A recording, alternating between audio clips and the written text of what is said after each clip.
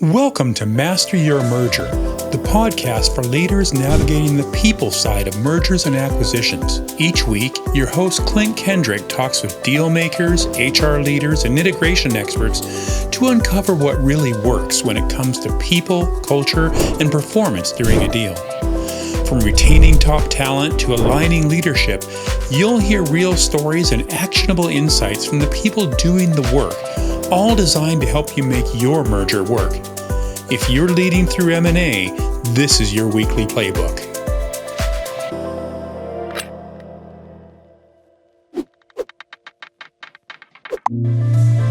Welcome to the Master Your Merger podcast. My guest today is Melissa Madi, a seasoned HR and payroll leader who has supported hundreds of M&A transactions over the past decade.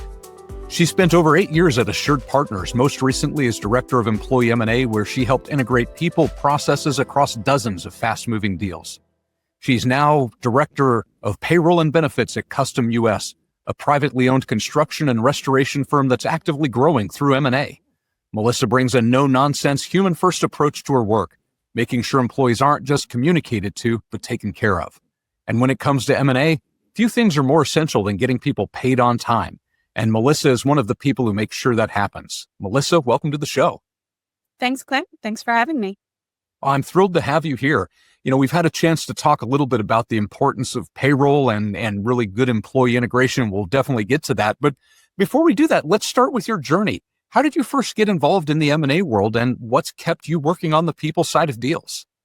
Yeah, so I kind of just landed here. My family is originally from New Jersey, and we relocated to Florida back in 2013. And one of the first jobs that I interviewed for was for a payroll, HR, and benefits lead at Assured Partners. I didn't exactly understand M&A at that point or what it entailed. So I had no idea what I was getting into. But I will say it's been life-changing, career-changing. It was a great move on my part. And I love the complexity that M&A brings to like your everyday job. You're never going to be bored. It's always going to be something new and exciting. Yeah, that's true. I often tell people, if you get bored easily, just come do M&A. You will never be bored again. Well, that's fantastic. So you've worked on hundreds of deals. So what's one thing that you've learned employees really need during a transaction with all that experience you bring? Yeah, so they need clear, transparent, and honest communication. So they need to understand what's impacting them and how it's going to impact them. And they also need you to repeat yourself. So one of the things that I've learned through all of the transactions is repeat yourself over and over and over again, because they're retaining so much information within such a short time frame that they're not going to remember. And a lot of the things that they may forget are impactful. So one of the things that I constantly am repeating is make sure you transfer your 401k, make sure you roll your funds over, make sure you enroll in benefits. And those are just things that you have to continue to tell the employees to, guide them in that direction. Otherwise, they're going to forget. And then they're going to have a bad experience because now they have to figure out, well, where did my 401k funds go? Probably rolled into an IRA. How come I don't have benefits? Well, you forgot to enroll in your benefits. So it's really being, transparent and repeating yourself over and over again, making sure they understand what they need to do and what the next steps are. Yeah. That's a really good point. When we start to get into the neuroscience of it, because I'm a little bit of a geek, the brain actually stops processing information that's not relevant in that moment, right? And so at an acquisition announcement, like what's important to a person in that moment may not be transfer your 401k, right? It's like, do I still have a job? Yeah. And so you've got to repeat those messages again and again. Exactly. And so one of the things that I like to do is I also like to document everything, right? So it's not just you've heard it, you now have it documented. So I know that I've told you, and you can't come back and say, hey, you didn't tell me I had to enroll in benefits, because I did. Here's the email. And so I actually document and draft an email. It's called a welcome email. Okay. And the first thing it does is it confirms for the employee, yes, you still have a job. Welcome to the team. And these are the things that you need to know. And we'll attach the handbook. We'll talk about benefits, attach a benefit guide, talk about the benefit enrollment date, have some links for the 401k, how to transfer your 401k. And it really walks them through and it documents.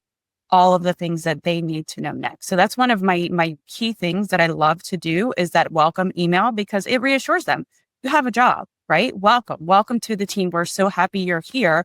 Tell a little bit about the company, let them know who they're going to be working for, and then get into like, this is what this means for you. Yeah.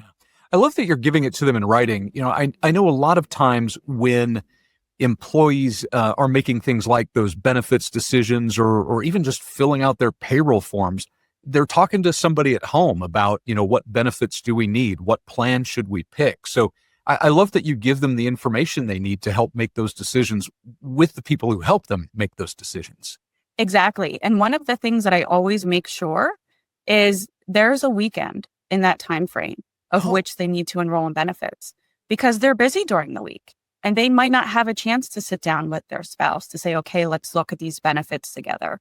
So you want to make sure that you always have a weekend in between that enrollment period so they can stop and pause and have the important conversations. Oh, that's a great tip. I love that. So we teased a little bit talking about payroll, and I know that this is an area that you just really can't mess up. It's payday. So can you talk us through what makes payroll so high stakes during an integration? There's one way to make a horrible first impression. It's to not pay the employees. So payroll is really important. And I always like to say that we're the overlooked department. We're not really recognized unless something goes wrong. Right. But it's important to pay the employees. So if you think about it from an acquired employee perspective, they didn't ask for this. Mm-hmm. And they're going through all these transitional items. And then at the end of the day, for them not to get paid on time, they're not going to trust the company. They're going to be upset. They're going to have ruffled feathers. So that's the last thing you want to do. So what you really want to do is you want to make sure that you're completing diligence. So diligence is so important. And I feel like, again, overlooked from a payroll perspective. You need to understand how the employees are currently being paid and then create a transitional plan to make sure that they're going to be paid correctly going forward. And also that cutoff period, right? So if you're being paid in arrears and we pay current, we need to have a conversation about how do we get you from arrears to current? Or if you're being paid weekly and now we're going to transition you to biweekly, what does that look like for your final payroll and cutting that off and then transitioning over? So diligence is so important. Without diligence, you're not going to get it right. So we want to look at the TTM of the payroll register. And I want to know what that looks like, because ideally it should look similar in my system. And if it doesn't, then I know I need to go back and audit again. So one simple item like local payroll taxes, understanding, making sure that they're set up correctly. A payroll register is key to get that right. It makes a ton of sense. I think about the employee impact. So many people live paycheck to paycheck, right? So just the impact of going from weekly pay to biweekly pay. I was acquired earlier in my career. I'm much, much younger. I had a 2-year-old and an infant at home. And I remember that they were moving me from biweekly pay to monthly pay. And my bonus was moving from monthly to quarterly. And I sat down with my kid's mom and we were just really trying to figure out how to budget for that transition. It's hard. It is. And I will say when there's a large transition like that, you have to really think about the transitional period and what do you need to do to bridge the gap for the employees to make sure that, you can get them to where they need to be without impacting them. Yeah. Yeah. And it can be rough. I know in that situation, I actually, not just because of the changes to the pay cycle, but the changes to my bonus program and such, I actually left that company and ended up moving across the country with my kids and took another job. And, in a lot of ways, it was probably a good thing for my career, but in the moment, it sure didn't feel like a good thing. Yeah. And so that's one thing that I always say that we should remember. They didn't ask for this. Right. The acquired employees did not ask for this. So you have to really show up with grace and understanding that they're in a position that they had no control over. Yeah, absolutely. It's interesting. You and I were sort of swapping stories at the beginning, and I was sharing with you, like, I think one of the very few times that I've literally lost sleep in an M&A deal was a situation where we were hours away from a payroll cutoff, and due to just a perfect storm of bad circumstances, we almost had 1,000 people who didn't get their paychecks, their very first paycheck on this company's payroll. And I mean, my stomach was twisted up in knots. We saw it coming a couple of days earlier, and thankfully I was working with a phenomenal payroll team that pulled it out of the fire for us. Had to get a bunch of executive level approvals. I mean, I had never been so sick to my stomach and humbled. It was truly probably one of the worst weeks of my career, but we got people paid, and that's what made a difference. How do you make sure it goes right? How do you avoid those kinds of disaster stories, Melissa? I always have a backup plan. Okay. So I'm an overthinker and I can pivot very quickly. So obviously we have the transitional period that we've planned for, that we've communicated to the employees, that we've discussed with the seller. We understand what that looks like, but then you always have a plan B. And then sometimes you have a plan C. So one of the things that I've relied on is a TSA, a transitional service agreement. So if I know that I can't pull payroll efficiently and quickly and get people paid on time, I'm going to leave it where it is. And then we're going to go to legal and we're going to draft a transitional services agreement to give me more time, essentially an extension until we can get it right.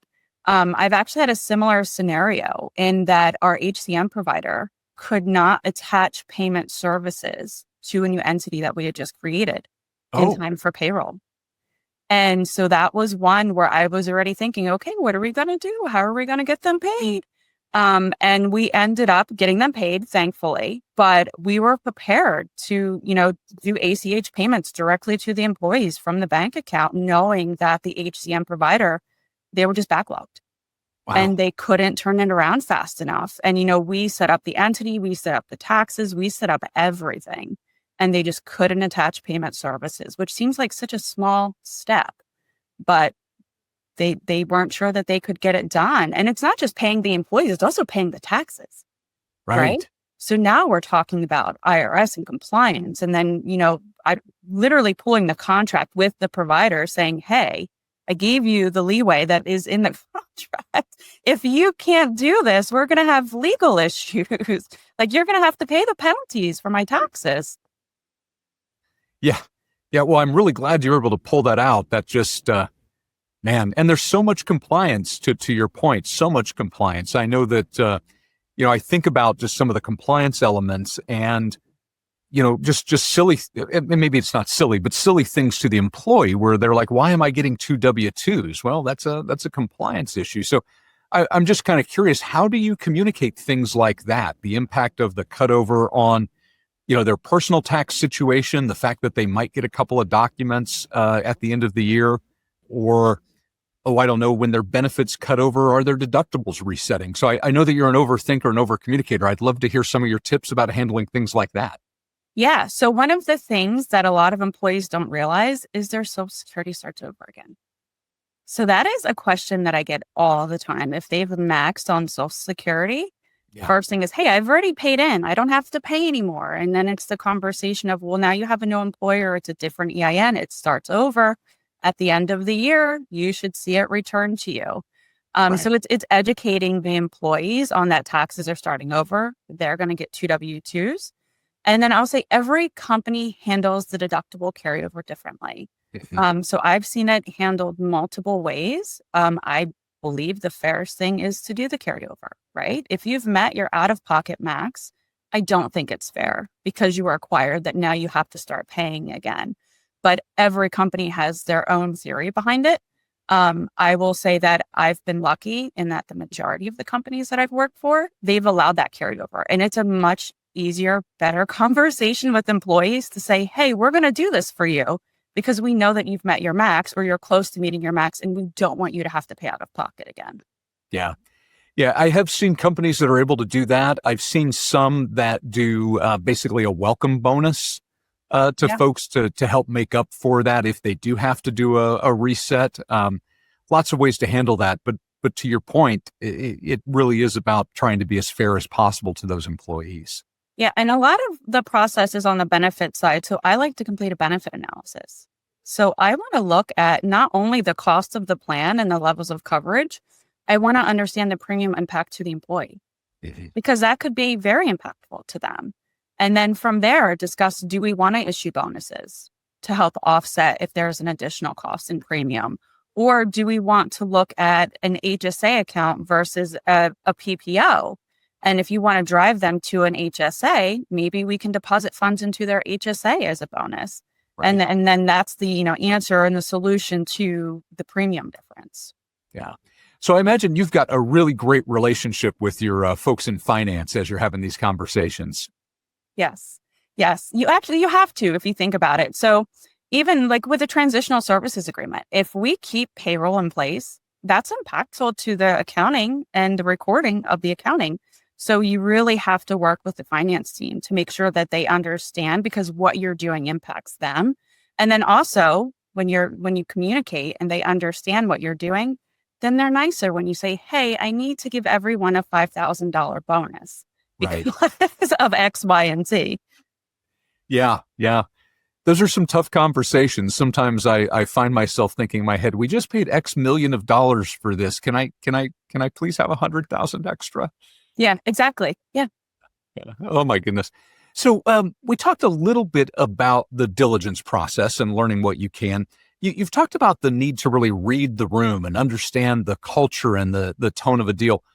What are some of the things that you do when you're trying to read the room during the diligence process? Yeah. So reading the room. So sometimes even through Zoom, you can feel when the energy shifts, and you can tell when there is a touchy subject, when you need to dig in, or when you need to pause and then revisit that conversation another day. So one of the things that, I really pay close attention to is the leadership team. And then usually their number two, like who is their number two person, and where do the employees go when they have a question or they need something? Are they going to leadership or are they going to number two? And so that's what I mean by reading the room and figuring out what is everyone's role outside of just their job titles, because it may not be the leadership team that I've been introduced to. And it could be the office manager, the controller, the person that really is working with the employees and understands the culture of, that entity. And that's the person I want to talk to, because that's the person that I want to get the details from. And that's the person that's going to help me with change management and communicating at the employee level. So that's what I mean by reading the room and looking for the energy shifts. So I actually did have a transaction years ago.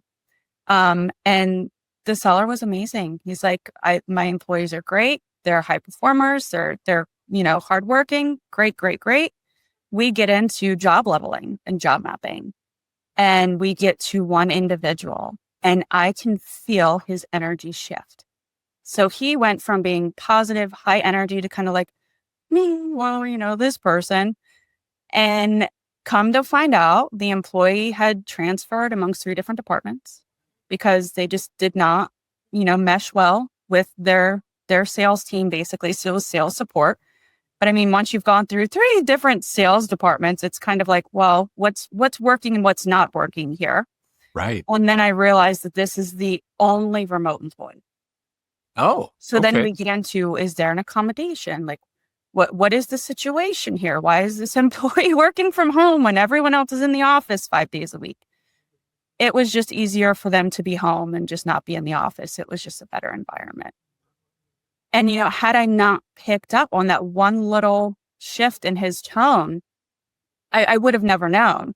And so, we had some really honest conversations with that seller. And before we closed, it was basically, I think we should separate employment from this person. That they're not working well with anyone on your team, to the point where they're now working from home. And then even going through the deductions, we found that he had given this person a personal loan.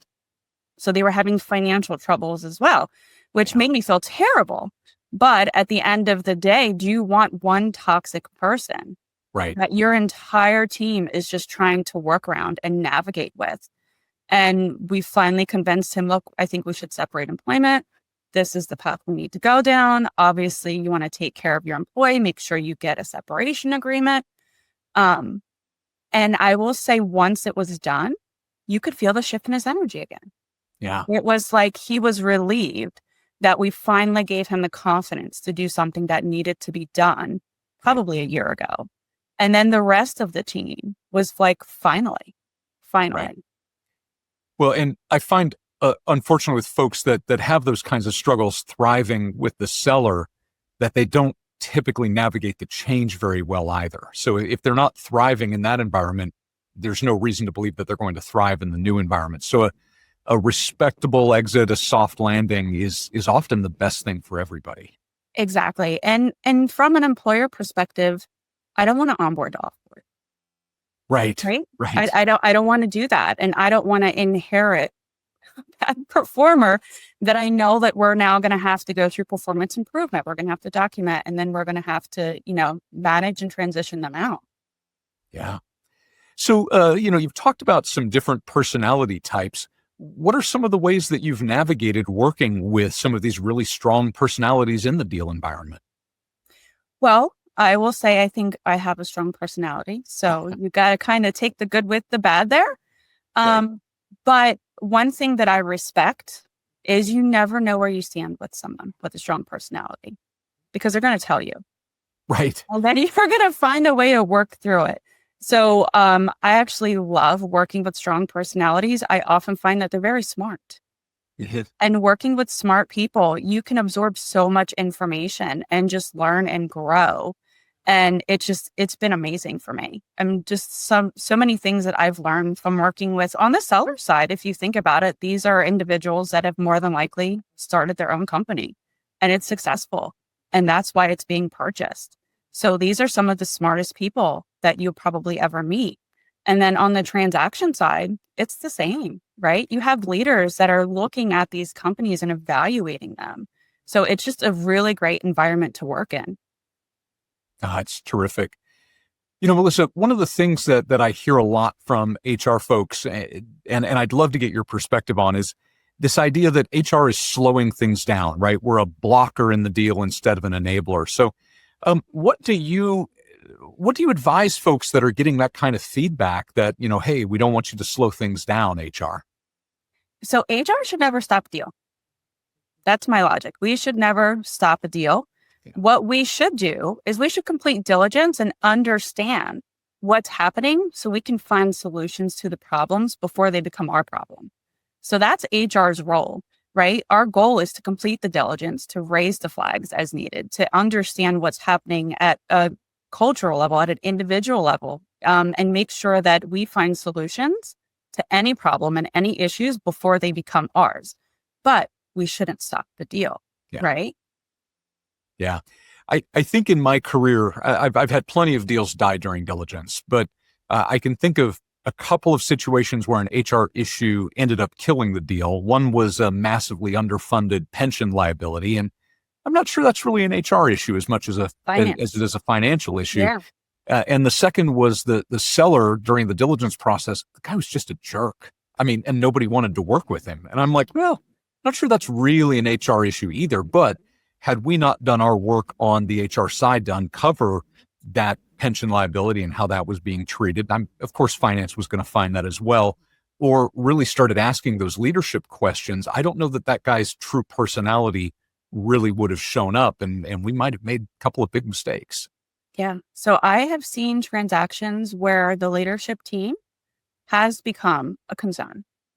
Yeah. And then the conversation shifts to, well, how do we remove this person from the transaction? And do we want to move forward without said leader? Right. Right. So what does that look like?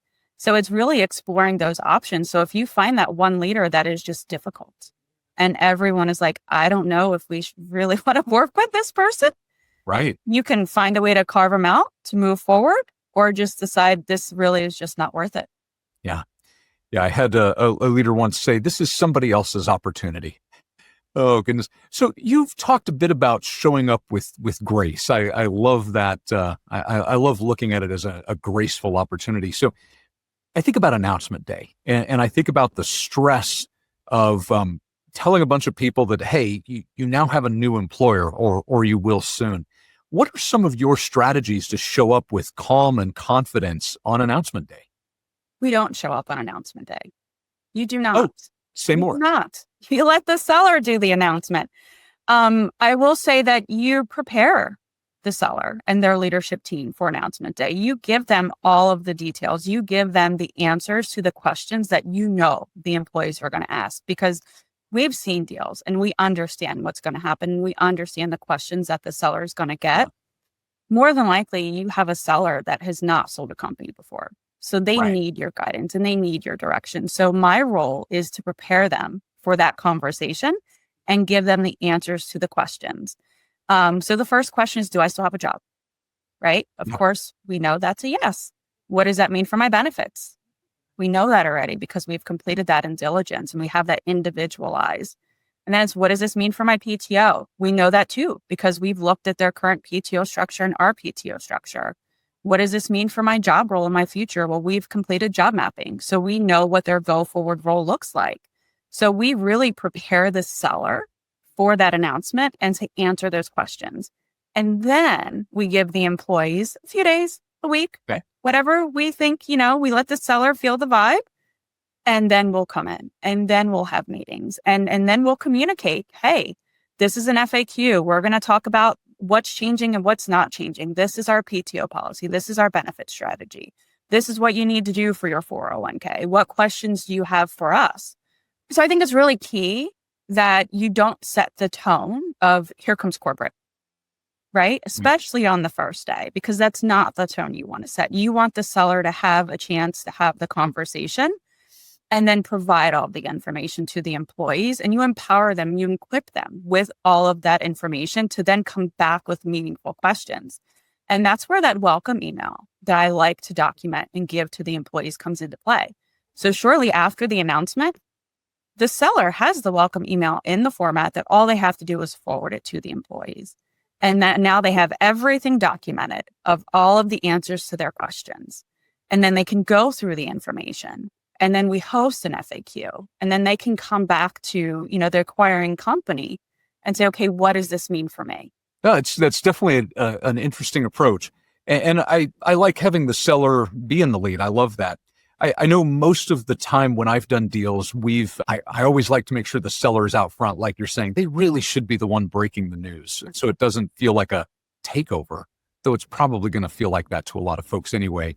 Usually I've seen it where we're side by side with them, or they do a small kind of family meeting. I've heard people say, right, we just want to kind of talk with our team and then we'll come in a little bit later to help answer those questions. But the fundamentals are the same, right? The seller's the one delivering the message. And then we've prepared everybody with what's happening to me as an employee so we can answer those questions. So I love those as foundational principles. Yep. So continuing on this theme of really showing up with grace, deal environments get emotional, they get chaotic. How do you show up with grace? They are very emotional. And with change comes a lot of emotion. So it's really just showing up with grace and patience and understanding that they didn't ask for this, right? They're confused. They don't understand. They're concerned about their job and what this means for them. And so they're just in a state of, they just need someone that is consistently showing up and being patient with them and understanding that this is not the path that they chose for themselves and walking them through everything. And what does this mean for them? I mean, I can't count the number of times that I have had an employee or even some sellers cry during the transition because it's a lot. And it's overwhelming and change is scary. And you just continue to show up and you continue to guide them down the path that they need to go down.